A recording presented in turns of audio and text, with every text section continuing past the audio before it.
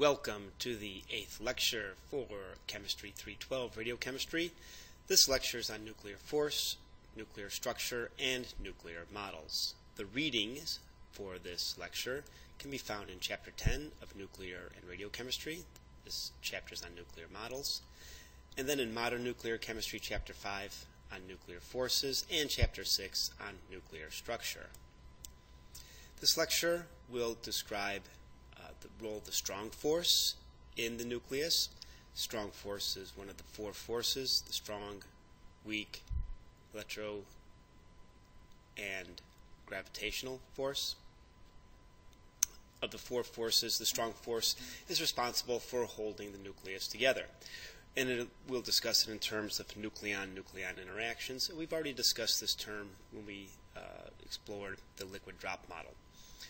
We're going to introduce a term called isospin.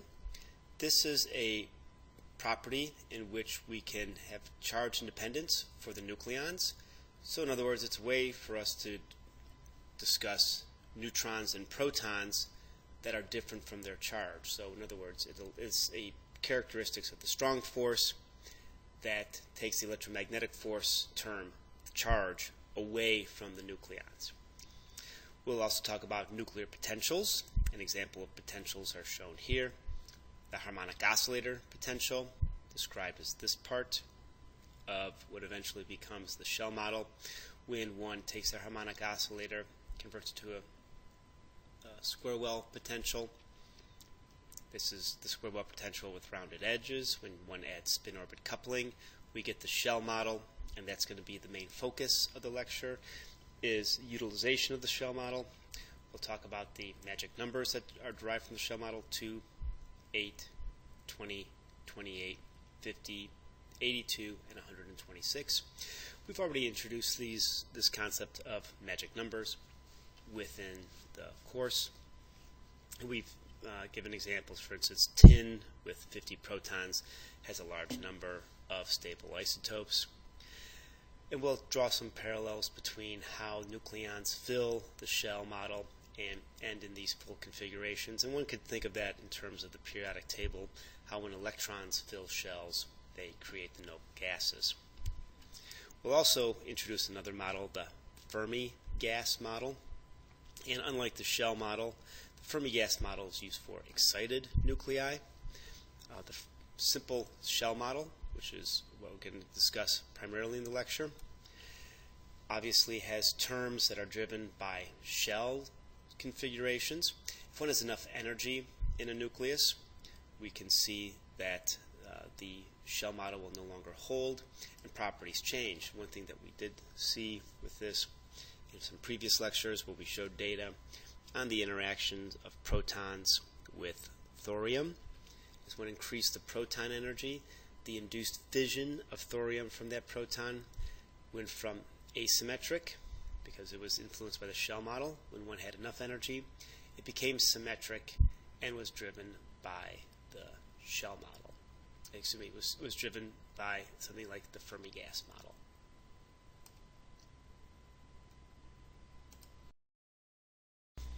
When we discuss the forces that act upon the nucleus, we've already gone over a few. Well, obviously, there's electromagnetic force, which has to do with charge, protons, for instance. The weak force, neutrino interactions, induced beta decay. So in the previous lecture where we talked about beta decay, that's the example of the weak force. And then the strong force is the force which holds the nucleus together. There's pions and then the gluons. So these are just some of the tools that operate within the force.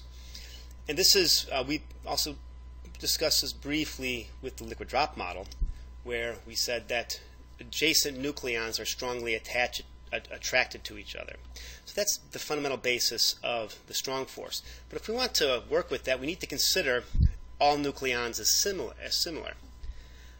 We need to remove the fact that protons are positively charged and neutrons are neutral from this interaction, so that a nucleon can interact with its neighbor regardless of that charge. So we're going to introduce a term called isospin, which we'll describe in a little bit.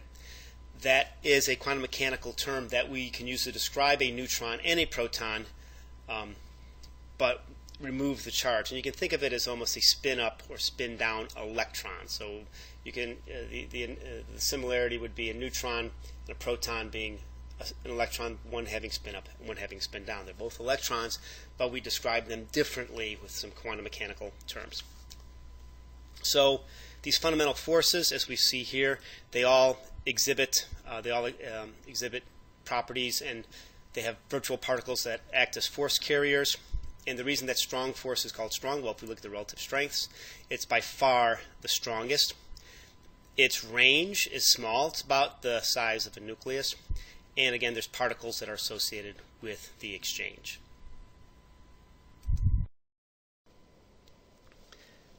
As we've already seen, the strong force has a relatively short range. It's on the range of a nucleon. This is one of the reasons why the nucleus is dense. This strong force makes this attractive force in the nucleus so that the nuclear material winds up being extremely dense. There's a force between two nucleons that has two components. There's a spherical, symmetric force, and then an asymmetric force. If one considers a relatively simple nucleus, deuterium, it has a proton and a neutron. These can be parallel spin, so the spin of the neutron and the proton being up. It can also be an antiparallel in unbound states. So there's some spin properties here that are used to help describe the nucleus. And what we're going to see with the strong force is that the nucleons are considered the same. The charge is removed. So the proton and neutrons within the strong force are going to be treated as the same particles. Fundamentally, one's going to have they're going to have spin differences.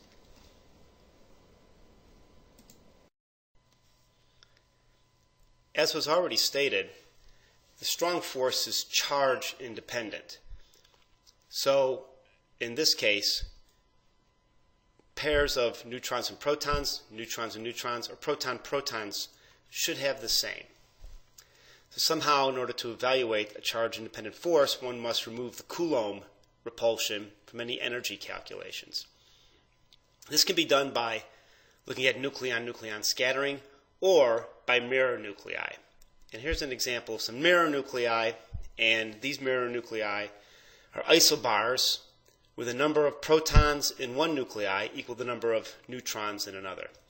So for instance, if we look at 23, we can have sodium 23 and neon 23 as mirror nuclei. As you can imagine, you can evaluate mirror nuclei for only fairly low A.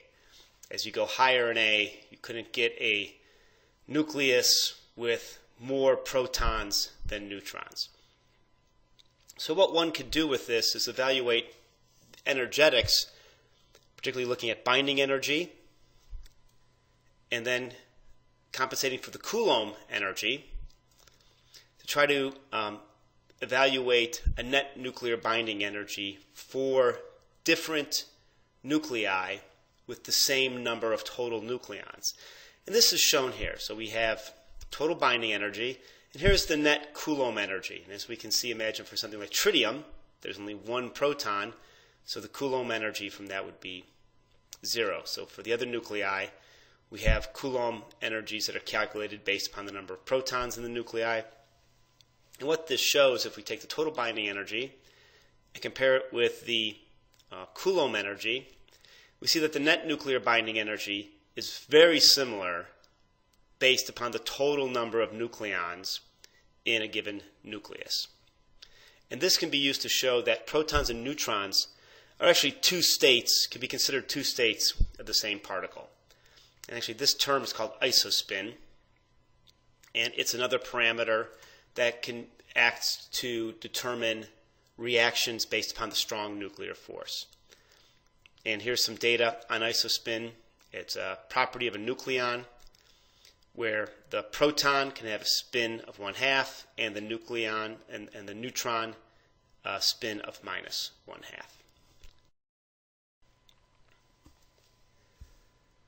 Now a nuclear potential is where these nucleons can act together, form a nucleus, and then provide properties that we can observe on this nucleus. We've already talked a little bit about nuclear potentials, but these nuclei can be particles in a potential well. The nuclear forces describe the potentials. The well is small. And we also know that the well can stabilize nucleons. For instance, I can put neutrons into a nuclear potential, and they can remain stable. A free neutron is not stable. It decays. Also, the way I mix nucleons can be stable. For instance, I can put, if I have 2 protons, that's helium-2, that's an unstable nucleus. 2 neutrons is unstable. But if I have a proton and a neutron together, that's deuterium, that's a stable nucleus. And I can also imagine that with A of 3, I can get a mixtures of protons and neutrons that are stable. However, 3 protons would be unstable. And this nuclear force within this potential, they act upon the nucleons in a uniform way. So protons that protons have this Coulomb repulsion that act to destabilize the nuclei. So that's why when we get more proton-rich nuclei, we tend to have excess neutrons to help minimize this Coulomb repulsion.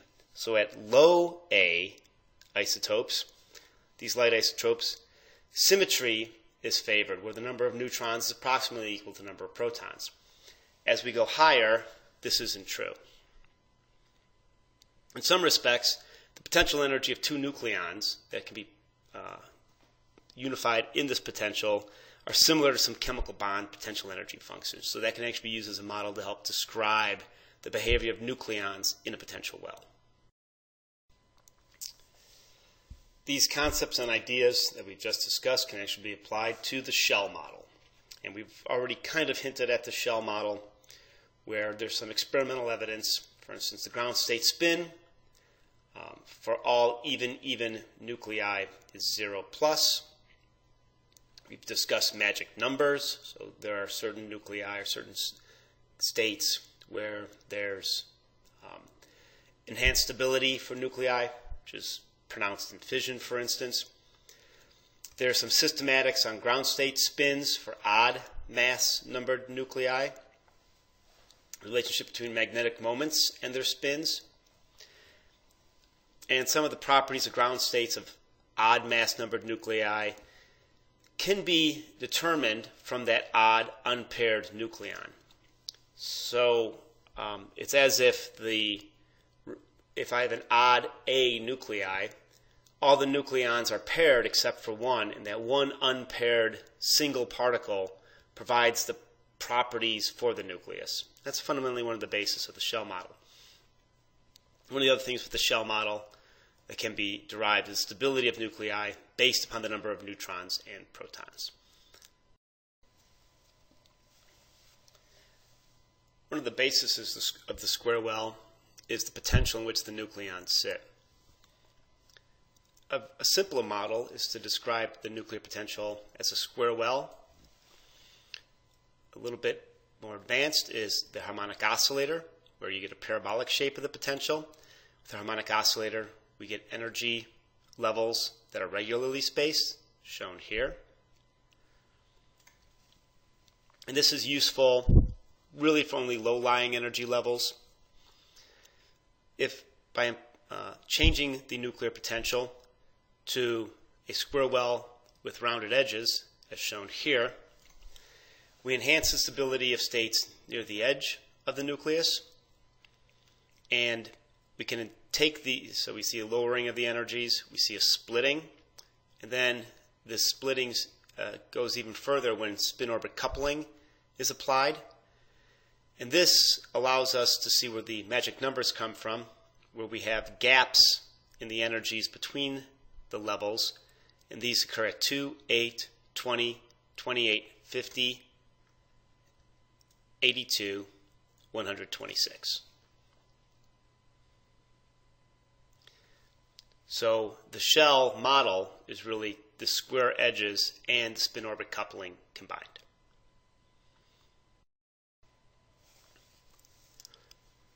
The shell levels are filled based upon their relative energies, and we can define the states by two quantum numbers, n and L, n being a principal quantum number, L being angular momentum. And unlike electrons, nuclear states can have a 1p, a 1d, a 1f, a 1g. So there's a variation in behavior of the shell model with the electron model. What we can do, when we look at these states, we know that there are some states which are degenerate. So we can group some energy levels together. Degenerate states, if I take 2 times n plus L, those with the same numbers, so n and L, so 1s, the n would be 1, the L would be 0. Those states with the same 2n plus L are going to be degenerate, and they'll be grouped together. As an example, if we look at this state here, which is composed of the 2s and 1d state, 2s, 2 times 2 plus 0 is equal to 4, right? Because the n number is 2, the L number is 0 from s. Where d, a 1d state, the n is 1, the L is 2, where s, p, d, right? So 0, 1, 2, the d is 2. So that's 2 times 1 plus 2 is equal to 4.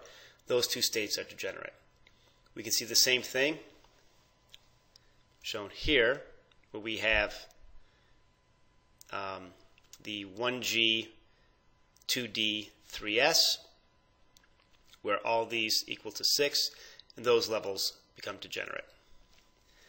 And then when we have spin-orbit coupling interactions, where we can split the angular momentum, where J equals L plus S. As an example for this, we could take the P states, where P is equal to 1. S can either be, the spin is either plus 1/2 or minus 1/2. So the splitting of the P states will either be a 3/2 or a 1/2 state. And this is split into a fourfold degenerate, for instance, in this case, a 1p 3/2, which is shown here, or a twofold degenerate 1p 1/2. And when we say a fourfold degenerate p 3/2, it means I can put 4 nucleons into that state. When I say a twofold degenerate 1/2, it means I can put 2 nucleons into that state. The other thing that we see is the gaps appear at the 1n quantum number. So see a 1s, a 1p, 1d, the gaps are here. 1f, the gap is here. 1g, the gap is between the two 1g orbitals that are formed. Same thing with the 1s, excuse me, the 1h. Even the 1i is at the lower, is at the gap that defines the shell, that defines magic numbers. And we see the 1j here defines the magic number of 184.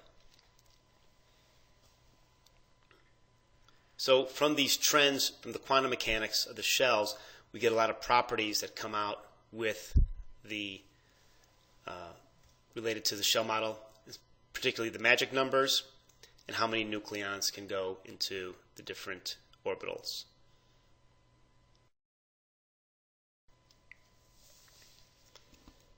So the nucleons fill the shells in the shell model from lowest to highest energy. And as we already discussed, an odd A nucleus with one unpaired nucleon will provide the property of the nucleus. It'll basically have some sort of even core with one unpaired nucleon. So whatever state that unpaired nucleon is, the spin of that state will define the spin of the nucleus. the parity will be based upon the orbital angular momentum. So S's, D's, G's, I's have even parity. P's, F's, H's have odd parities. For odd-odd nuclei, where one odd proton and one odd neutron each contribute to the spin and parity, there's no universal rule, and we'll provide some examples of how you can estimate the spin and parity of odd-odd nuclei.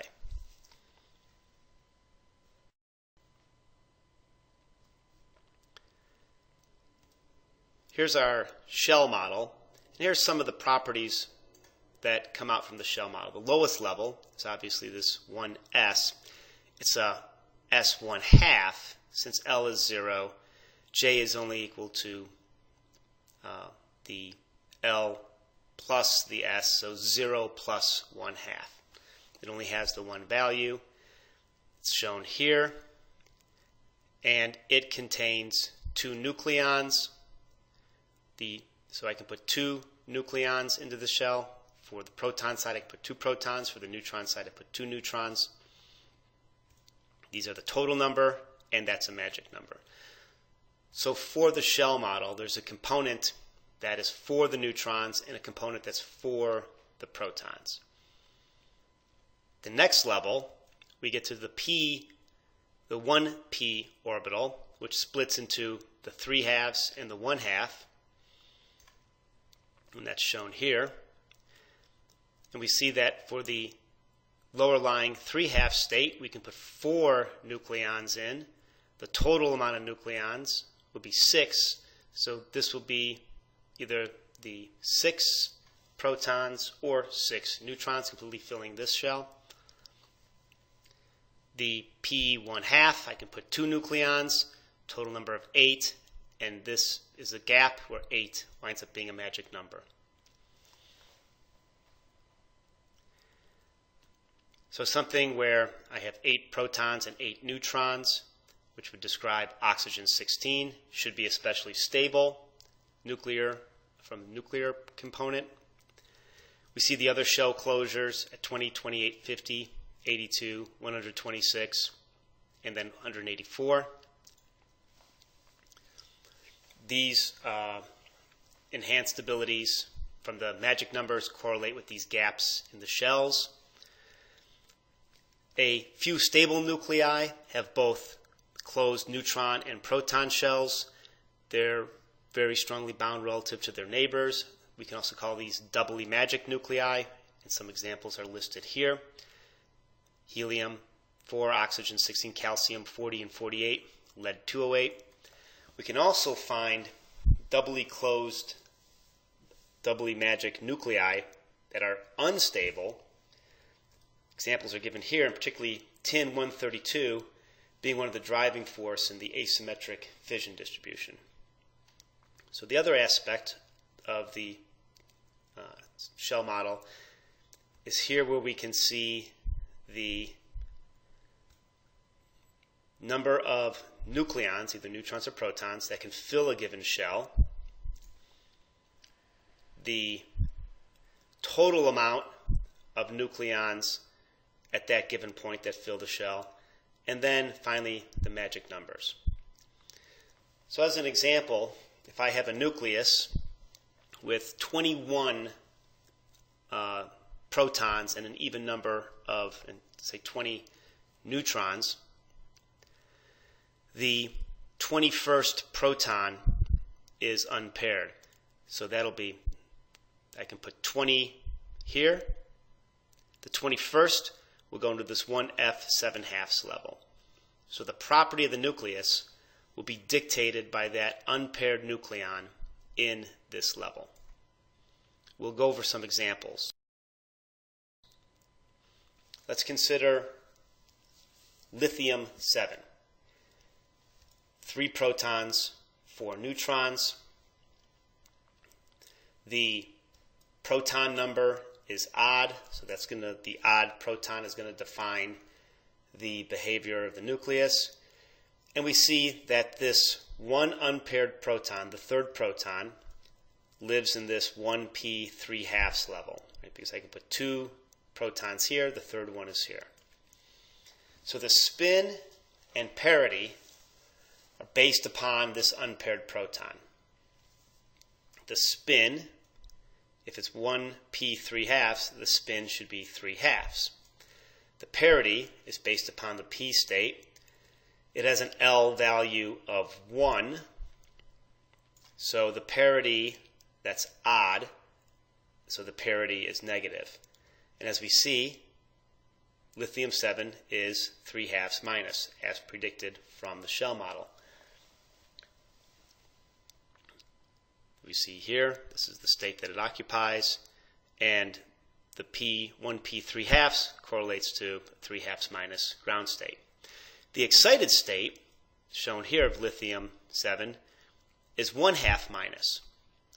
So the question is, if I have an excited state, I can either take the unpaired proton and excite it, or split one of the paired neutrons and excite one of those. It's much easier for the first excited state just to take the unpaired nucleon and excite it.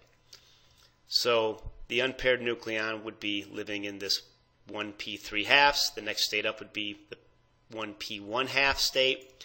We would expect the excited state of lithium-7 to have a spin and parity based upon the 1p 1/2. So the spin would be 1/2. The parity based upon the angular momentum p. It's an odd L, so it should be negative parity. We would predict that it would be 1/2 minus, and that is what we see. The excited state's 1/2 minus, and it correlates with the shell model.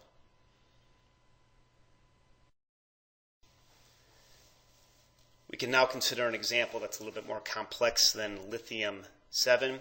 Let's consider nickel-57, which has 28 protons, 29 neutrons, so that odd 29th neutron, that's going to define the behavior of the nucleus. 28, 29th, that lives in the 2p 3/2 orbital. p 3/2, p has an angular momentum of 1, so negative parity 3/2. We would expect the spin and parity of nickel-57 to be 3/2 minus, and sure enough, the ground state is. So let's consider the excited state. The excited state is 7/2 minus, and if we look here, the 29th neutron is here. If we excite that, we go to a 1f 5/2 level, which is what we see here. So F being negative, 5/2 state. So this also seems to correlate with nickel-57, 28 protons, by the way, magic number. So the nickel-57 is fundamentally one off from being a double magic nucleus.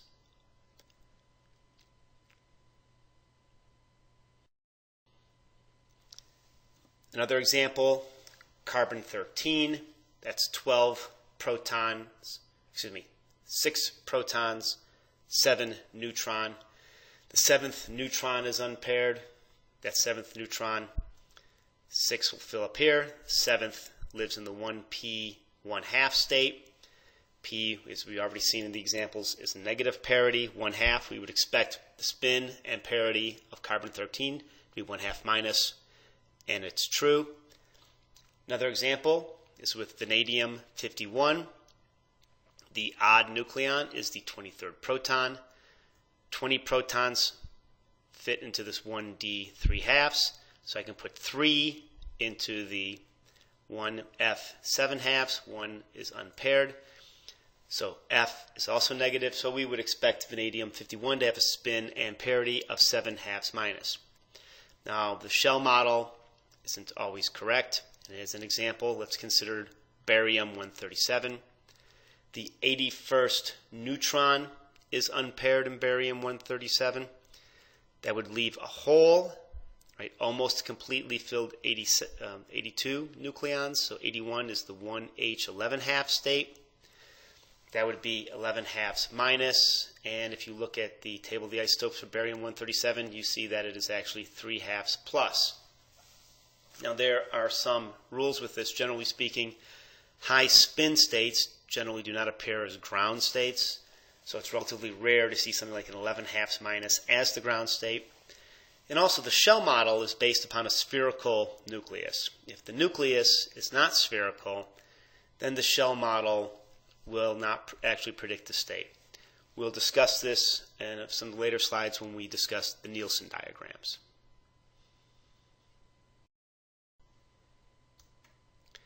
We've shown examples of determining the spin imparity for nuclei with one unpaired nucleon. We didn't go over with even nuclei because those are 0 plus for the ground state. Now if we have a condition where we have an odd number of protons and an odd number of neutrons, so the spin imparity of the nuclei is determined by the coupling of each unpaired nucleon. One thing that we will see from a trend is that the spin values are integer values. And if we think about if we add two half integer values together, we should get a whole number. So we're going to get these integer spin values. Sometimes the coupling method isn't completely straightforward. One route to determine this is the use of the Nordheim number, where the Nordheim number is the sum of the spin and the orbital angular momentums. If we add the numbers together and the Nordheim number is even, then the spin is the difference between the two numbers, the absolute value of the difference. If the Nordheim number is n, we have two numbers that are possible, either the absolute value of the sum or the absolute value of the difference of the spins of the two states that are occupied by the unpaired nucleons. The parity is from the sum of the angular momentum states, the L states. If that sum is even, it's positive parity, and if it's odd, it's negative parity. We'll go over some examples to show how the Nordheim number works. For an example of the Nordheim number for an odd-odd nucleus, let's consider chlorine-38. Chlorine-38 has 17 protons, 21 neutrons. 17th proton is going to live in this D1D 3 half state. So the L is D, right? So D is 2, S being 0, P being 1, D being 2. And J, the spin, is 3 halves. The 21st neutron, there's 20, 21, is here in the 1F 7 half state. So L is 3 for the F state. J is 7 halves. So the Nordheim number is just 2 plus 3 halves plus 3 plus 7 halves. That's equal to 10. That's an even number, so the spin is just going to be the absolute value of the difference between 7 halves and 3 halves. 7 halves minus 3 halves is 4 halves. The spin is 2. The parity is from the L's. So that's 3 and 2. The L is 5, negative parity. The spin is 2. The parity is minus. We expect chlorine-38 to have a spin imparity of 2 minus. If we consider another example of aluminum-26, this is a nucleus with 13 protons and 13 neutrons.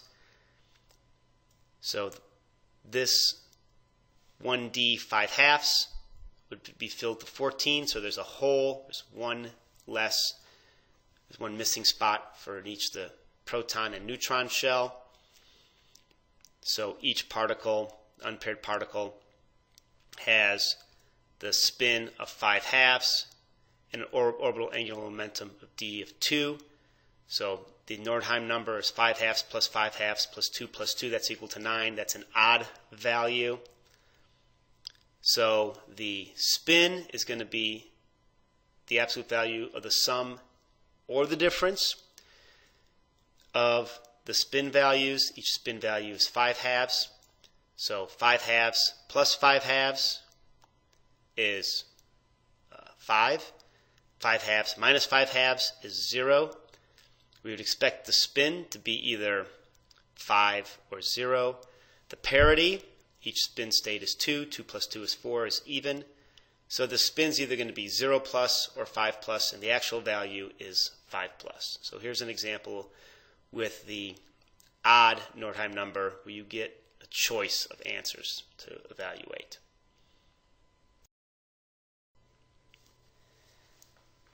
The main assumption of the shell model is that nuclei are spherical.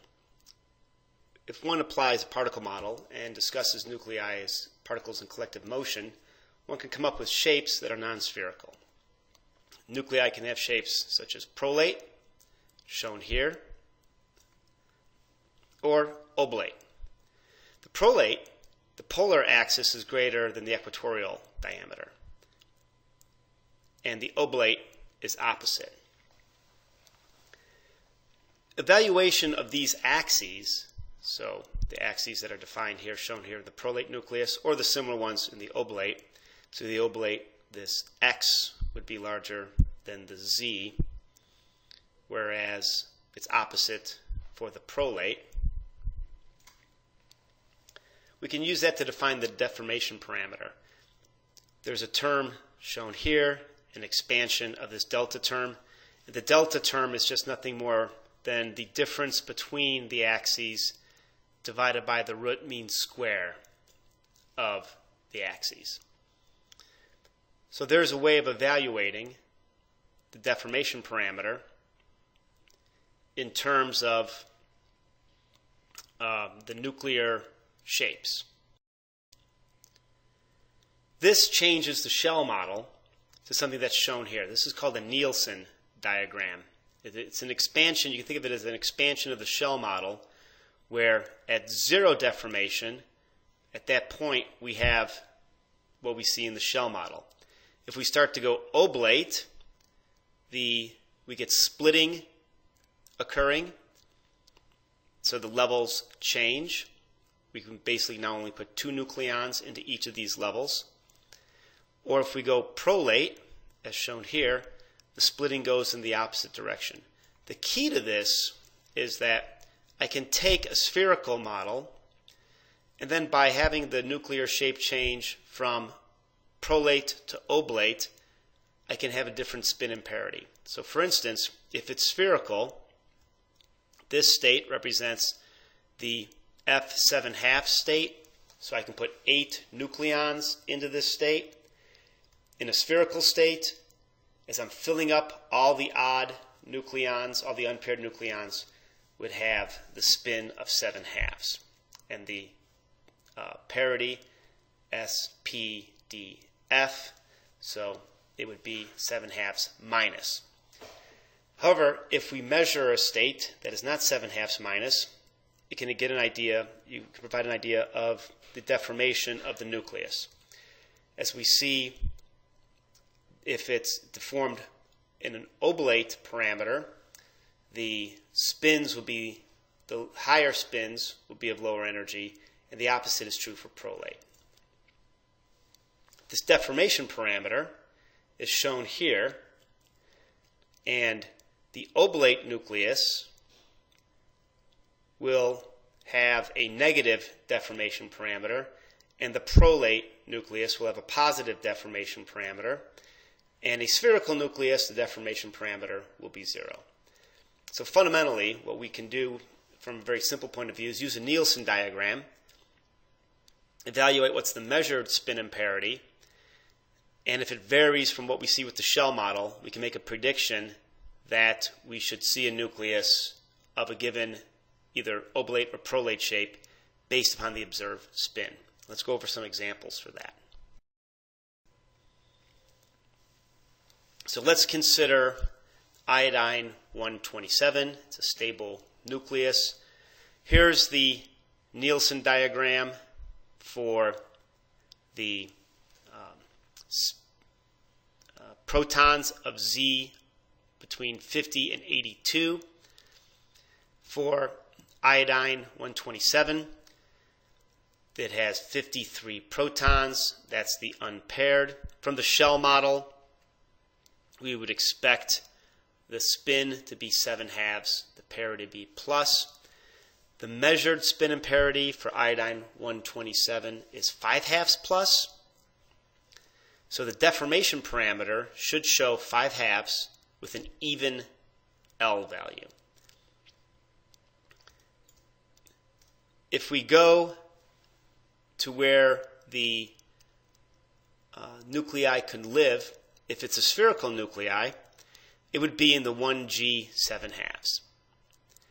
If it's a prolate nuclei, so a positive deformation parameter, the orbital should be occupied as shown by the blue arrow, and that should be in a 3/2 orbital because it's 53. So the 50 would be what was defined by the 1G 5/2 over here. 51, 52, 53 here. We actually see that for the oblate nuclei, it would be in this 5/2 shell. 50 would be here. 51, 52 would be in the 7/2. 53 would be in the 5/2 shell. We see that the spin and parity of iodine 127 is 5/2 plus. Based upon this Nielsen diagram, we could say that the nuclear shape, if the spherical is here, oblate is negative deformation parameter, prolate is a positive deformation parameter. The spin of 5/2 for the 53rd proton indicates that this nucleus is deformed with an oblate shape.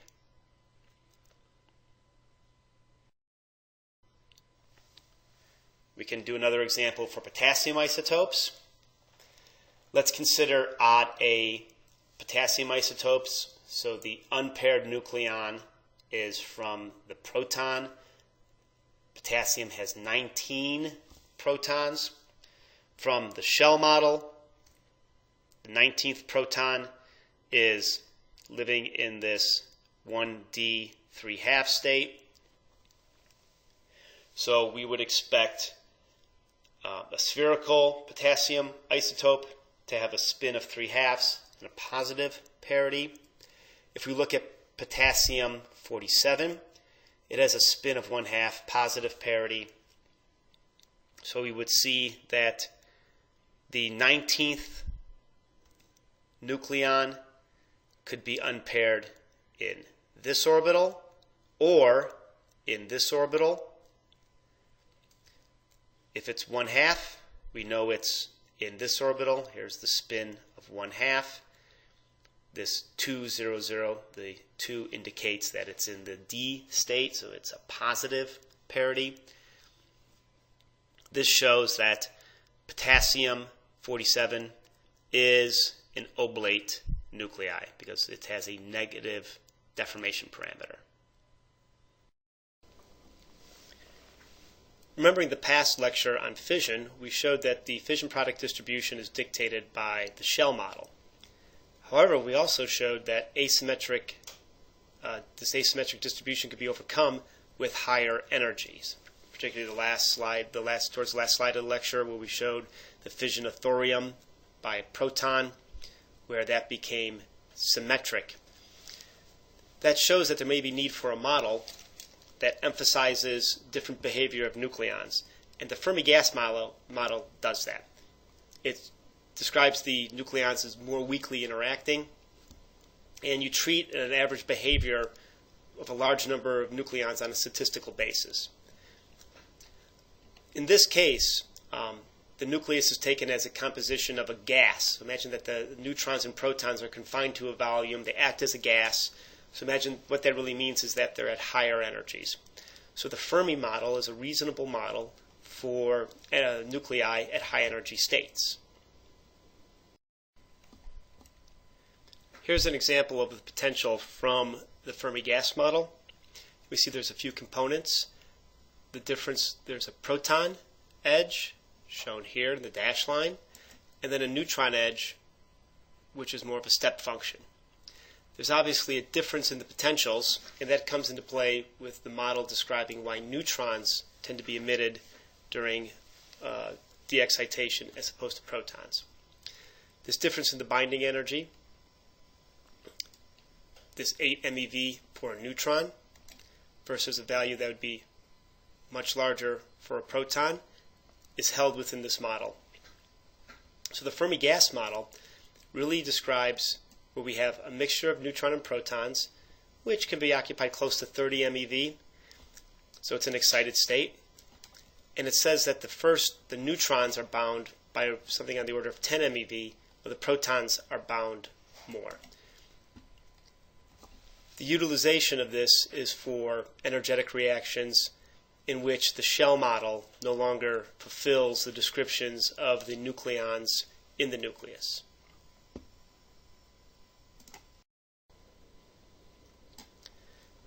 The Fermi gas model has some equations associated with it that describe the momentum of the particles and the nuclear volume. From this, you can rearrange to find the kinetic energy of particles. The real utility of the Fermi gas model is for high energy reactions where nucleons go into the excited state. And you can use this to describe nuclear reactions where a compound nucleus is made and neutrons boil off. We'll conclude this lecture with examples of questions you should be able to answer. An important concept that was discussed is magic numbers. So what are magic numbers? Well, the magic numbers themselves are listed here: 2, 8, 20, 28, 50, 82, 126, and 184. What are the origins of these numbers? Well, they come from the shell model, and it's basically the gaps in the shells. 2, 8, 20, 28, 50, 82, 126, and 184. What are some properties of nuclei or elements with these magic numbers? Well, you tend to get higher stability. For instance, elements that have the number of protons that are equal to the magic numbers, you'll see that there's more stable nuclei or stable isotopes of that element. Tin, Z of 50, is a great example of that. Lead, 82, also has that number. And you'll also see that nuclei that have magic numbers tend to have lower cross sections. Great examples are doubly magic. For instance, lead 208, very low cross section, and isotopes of tin, low cross section for nuclear reactions. Other questions you should be able to answer. Discuss the strong force. One simple question is, what is the strong force? As shown here, the strong force is the force that holds nuclei together. It has a very short range, and it's composed of gluons, which are the particles that are moving between nucleons. How is the strong force evaluated? Well, there's nucleon-nucleon scattering and mirror nuclei. Mirror nuclei are those isobars with numbers of protons in one nuclei equal the number of neutrons in another. These mirror nuclei show that protons and neutrons are two states of the same particle. You're able to ignore charge or Coulomb properties and use this to evaluate how nucleons stick together. And what is a nuclear potential?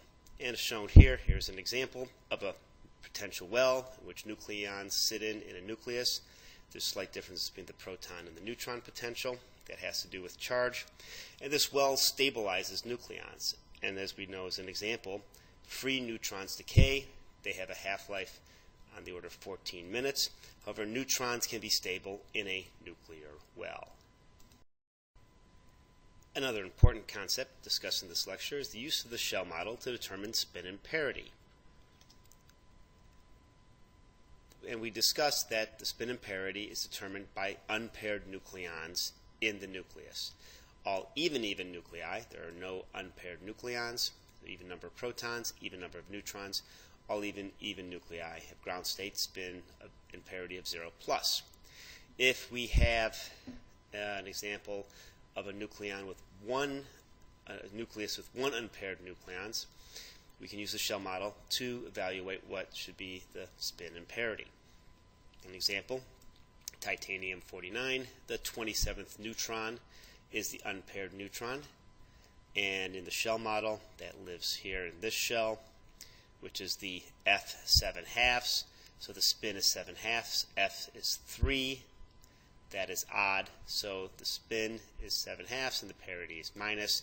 If you examine the chart of the nuclides, you'll find that titanium-49 is indeed 7/2 minus.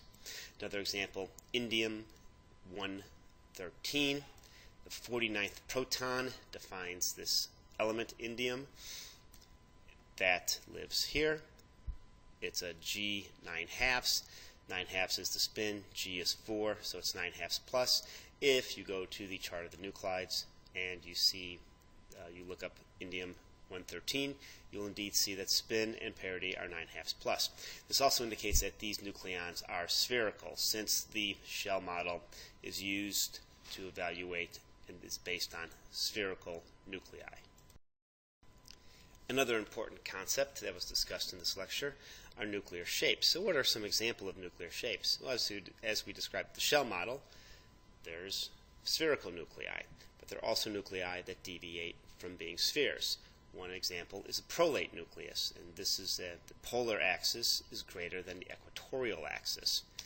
The other nuclear shape is an oblate nucleus, in which the polar axis is shorter than the diameter of the equatorial circle.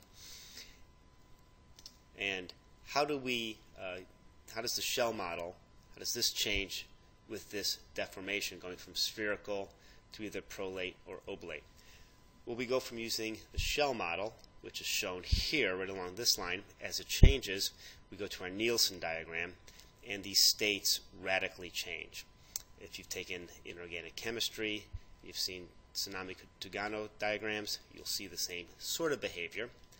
And what we can see from this is that oblate nuclei are going to tend to lie on this side of the line that defines the spherical nuclei. So on the left side will be oblate, and the prolate will land on the right side.